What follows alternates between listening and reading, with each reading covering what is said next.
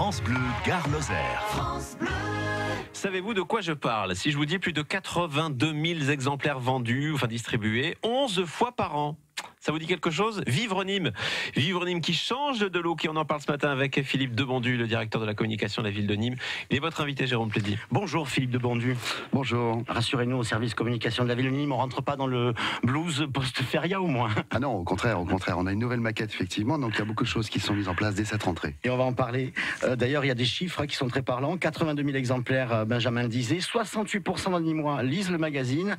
95% des lecteurs satisfaits. C'est un véritable plébiscite. Ce sera un résultat d'élection, ça serait magnifique, non? C'est ça. Et alors, on est assez fiers parce que c'est une agence et une enquête sérieuse qui a été faite par un institut de sondage en janvier dernier. Donc ça nous permet comme ça d'avoir des résultats qui sont effectivement assez intéressants et qui témoignent de l'attente d'informations des habitants sur leur ville. C'est vraiment effectivement une réalité. Le journal municipal qu'on connaît depuis des années et des années, malgré Internet, malgré les réseaux sociaux, ça reste un support auquel les gens sont attachés, les Nîmois sont attachés.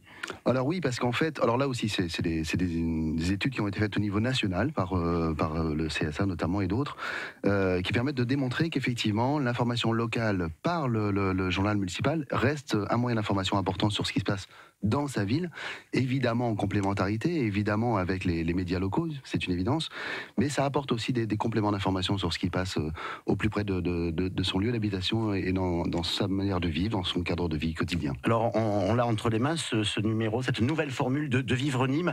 On a vraiment l'impression que c'est un vrai magazine, c'est ce que vous avez voulu faire, vraiment s'attacher au quotidien des Nîmois. C'est ça.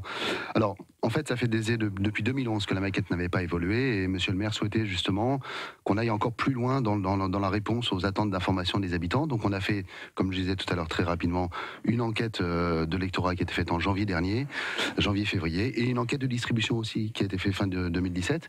L'idée, c'était de donner plus de parole aux habitants, quels qu'ils soient, des commerçants, des associations, tout un tas d'acteurs au quotidien parce que c'est leur journal et parce que ça permet aussi d'aller plus loin dans cette notion un petit peu que vous décrivez de magazine d'information au quotidien. Il est bien loin le temps où dans ces journaux municipaux on voyait le maire à peu près à toutes les pages, ou l'équipe municipale en tout cas.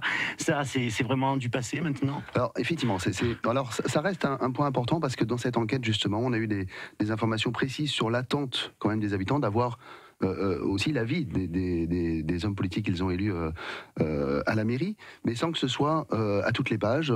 C'est comme on le voit là maintenant, des touches, des expressions, et pas toutes les pages réservées aux élus. C'est ça l'évolution, et c'est ce qui correspond aussi à l'évolution de la consommation de l'information dans les journaux municipaux. Et ça se divise en plusieurs chapitres, j'allais dire, les temps forts par exemple, les temps libres également. Vous voulez vraiment toucher à tous les domaines de la vie nîmoise ? Alors, l'idée, effectivement, c'est d'avoir des dossiers qui permettent d'avoir de l'information sur les grandes, comme là, par exemple, la rentrée, mais c'est aussi la possibilité d'avoir des éléments qui soient plus précis sur ce qui est proposé en termes de temps libre, notamment pour la feria. Vous avez vu dans le numéro de septembre, il y a toute une façon de traiter l'information par rapport à cette feria qu'on vient de vivre tous ensemble. Aussi, des nouvelles rubriques, comme l'émiston, qui s'adresse aux plus petits. Une autre qui est l'esprit de Nîmes, qu'on a voulu, parce que ça permettait aussi de voir un petit peu ce qui nous rassemble et ce qui est commun à l'ensemble des Nîmois. Donc c'était cette idée de trouver un petit peu qu'est-ce qui nous aime tous, qu'est-ce qui nous rassemble au sein de la ville. Et notamment les nouveaux Nîmois. Là, je suis sur la page qui décrit la Porte Auguste. On s'imagine quand on est Nîmois que la Porte Auguste, on la connaît, ça va. Mais je suppose que vous pensez aussi à ce lectorat, ces gens qui viennent s'installer dans notre ville. Alors effectivement, vous avez raison, c'est effectivement aussi pour les nouveaux, mais aussi pour les entre guillemets anciens, pour ceux qui habitent là et à Nîmes depuis longtemps, parce qu'en fait, on s'en est aperçu avec l'UNESCO.